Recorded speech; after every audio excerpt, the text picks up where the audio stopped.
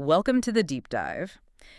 Today, our mission is a bit different. We're trying to understand why everything feels so fragmented. Right. We have this huge stack of sources, and it covers everything from, elite athletic careers to digital distractions and just all the political noise out there.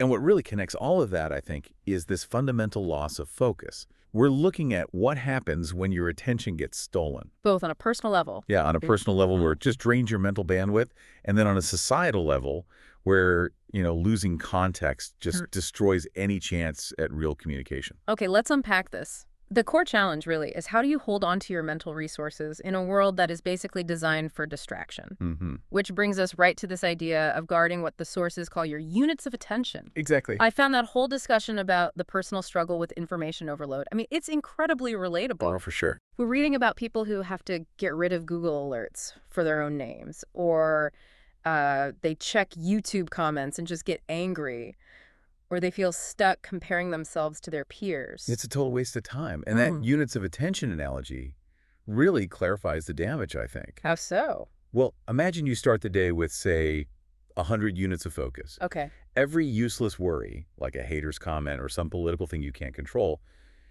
it steals from that 100. So you spend 30 units on just that background noise. You only have 70 left for the stuff that actually matters. Exactly. For creating, for working, for actually connecting with people. And that loss of bandwidth, it's not just about being inefficient. It's about robbing yourself of your own potential. Yeah, we've all been there, right?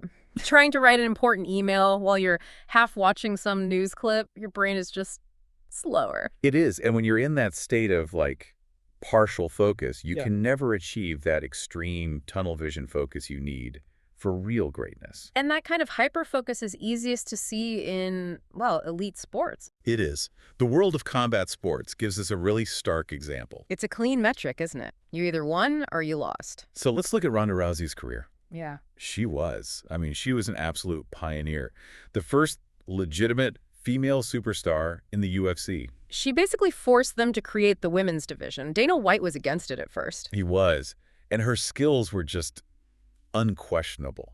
An Olympic bronze medalist in judo, and her armbar was probably one of the best in the history of the sport. That 13-second finish of Kat Zingano, that wasn't luck. Not at all. It was just flawless, instant technique. But the sport didn't stand still. I mean, when she was on top, the professional field for women was pretty thin. It was. And that's the key. The pioneer paves the road, but the specialists who come later, they can study the pioneer's blueprint. They can see the successes and, more importantly, the weaknesses. They absolutely can. They're starting from a more advanced place. And you saw that immediately with Holly Holm. Right. Holm wasn't just another fighter. She was an elite boxer, a kickboxer.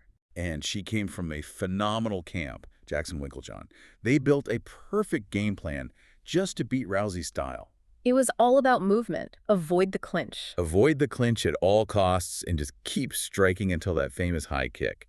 Then you have someone like Amanda Nunes, who came later and is now, she's widely seen as the greatest of all time, just flatlining opponents. So if we break down Rousey's losses, the sources point to two things. One is just, the objective skill of her opponents getting better. And the second is the crucial one, the external cost. Yeah. The stealing of your focus. The hyenas, as they call them. Exactly. The agents, the movie roles, the endless media tours, all that stuff steals mental bandwidth, even if you keep up your physical training. The focus isn't pure anymore. It's not. You can train 5 hours a day, but if the rest of your day is just noise and business, you're not mentally ready for a championship fight. And this brings us to that idea of redlining. Can you explain what that is? Because it's not just about being tired. No. Redlining is when you're maintaining that peak championship level condition, and it's profoundly unnatural for the body. We're talking chronic high cortisol, nervous system in overdrive. You're sacrificing long-term health for short-term dominance. You are. And there's a theory that, 9 years is about the maximum time anyone can operate at that level of intensity before you fall off a cliff. It gets too dangerous to continue when that all-consuming focus starts to go. It's fascinating how that internal struggle for focus, for integrity, it's a perfect mirror of what's happening at a societal level. It really is. A champion loses focus because distractions steal their attention. And the public loses focus because context is stolen from the conversation. Absolutely. Sound bites, short clips. Yeah. They fundamentally misrepresent what's actually going on. We see it everywhere. The sources bring up examples of, edited speeches or that whole controversy around the very fine people quote. Right. And when you listen to the full context of that quote, it specifically excludes the white nationalists and neo-Nazis. But how many people do that?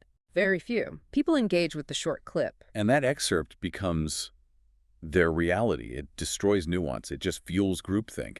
The integrity of the information is gone. And this leads to this weird culture of vague labeling. People resort to symbols like the Cybertruck versus the Prius. Yeah, this idea that you're totally justified in being mean to someone just because of the car they drive, because it signals some political disagreement. For some people, it's almost like a hobby. Having a political enemy is fun. It occupies their brain. It spends those stolen units of attention. But these labels, words like racist or dangerous ideas, they're used as conversation stoppers, not starters. That's a great way to put it. You mentioned that anecdote about a comedian who got backlash just for expressing sadness after a controversial figure was assassinated. Exactly. The backlash was instant. How dare you show humanity to someone I vaguely disagree with? Yeah. The comedian was called gross. It misses the whole point. It does. The correct response to bad ideas isn't to silence them or, use violence. It's to confront them with better, more rigorous ideas. And this collapse of conversation has real-world consequences, especially in debates about professional standards, like the whole DEI debate. While you obviously don't want to lower standards for, say, a pilot, some of these policies seem to have unintended consequences. Yes, the sources highlight how certain DEI policies, particularly in education, have statistically discriminated most against Asian Americans. A Harvard lawsuit. The Harvard lawsuit, right. It revealed that admission standards were effectively harder for Asian students, with claims their high scores were being suppressed by these subjective personality ratings. Which raises really deep questions about what a true meritocracy is supposed to look like. It does. And that idea of meritocracy brings us right back to professional integrity. In the comedy world, for instance, there's this push for diversity spots, sometimes leading to that phrase, we have too many white male comics. Right. And the counterargument, which you see championed at places like the Mothership Comedy Club, is that comedy should be a pure meritocracy. The audience decides who's funny. Full stop. The audience, not a corporation. And the Mothership model is fascinating because it's designed to protect that. How so? The club was intentionally designed not to make money for the owners. The goal is to break even. So they're not focused on profits? No, they're not. They pay comedians the vast majority of the revenue. The whole structure prioritizes the art form itself, which forces integrity back into the whole system. This philosophical core. Yeah. Dedicating yourself to the craft above the reward. That seems to be the true mark of excellence. I think so. You look at Kevin Durant, who says he just wants to hoop. Or Jerry Seinfeld, the Buddha of comedy, who is just relentlessly disciplined about writing jokes. The second your decision-making starts to focus on the symptoms of success, the fame, the money, that's when the art gets lost. That's when the hyenas win. So this leads to the ultimate philosophical question raised in all this material. The idea of universal basic income, or UBI. Right. Especially in a future where AI and automation could lead to, universal high income. If money stops being the main goal, what happens to the work ethic? This raises a really important question. If you take the financial motivation away, can we, as humans, rewire our brains to find meaning just by pursuing something we love? Like carpentry or comedy or... anything. We are so conditioned to tie our worth to our paycheck. If that goes away, we could face a totally new kind of focus crisis, a crisis of meaning. Wow. We have covered an incredible amount of ground. We started with the need to guard our personal attention units. We looked at the intense careers of pioneers versus specialists. We saw how political conversation gets damaged by taking things out of context. And then we ended on how true value might go way beyond money. The central tension, it seems, is the importance of discipline. It is. The discipline that lets you earn moments of focus versus the danger of just redlining until you completely burn out. You have to protect your focus, whether you're a fighter or just trying to get through the week. Which leaves you with a final thought to consider. Is the ability to find a lasting sense of meaning all about being undeniable in your craft? Or is that whole idea of undeniability just a cultural idea that a post-scarcity society is about to evolve beyond?